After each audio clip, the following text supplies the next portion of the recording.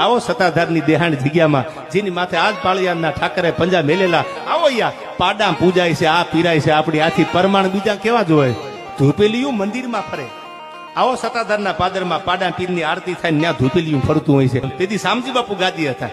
શામજી બાપુ ગાદી હતા અને મુંબઈના કતલખાનામાંથી જે પાડો વળતો વળ્યો એટલે આખી હલકીનો હરટ જોવા નીકળેલી આજ પાડો પાછો આવે. કેવી પીરાય છે બા, ખાલી સાંભળીને તો આપણા રૂવાડા ઉભા થઈ જાય. આવો ઠાકરે છે, આવો ભગવાન છે, આવા ધૂપેલી આવીને ભગવાનની સામે ફેરવાય છે કે મુંબઈના કતલખાના પાછા પડે. અને તેથી શામજી બાપુ આમ રાહ જોઈને ઉભા હતા, ક્યારે ટ્રેન આવે, ક્યારે મારી ભોજલ ભેખનો પાડો ઉતરે, ક્યારે હું એને સામે જોઉં. અને આમ જે ટ્રેનમાંથી પાડો ઉતાર્યો લાલદાસ બાપુ, પાડાએ શામજી ભગત સામું જોયું અને શામજી ભગતે પાડા સામું જોયું. બેયની આંખમાંથી આહુડાની ધારું થતી અને માથે હાથ ફેરવીને એટલું કીધું, સતાધારનો પાડો છે, કોના બાપની તેવડ છે તારા માથે કરવત મેલે, તારા માથે આવડું ફિરાણું છે. એમ જેના માથે પાળિયાદનો હાથ હોય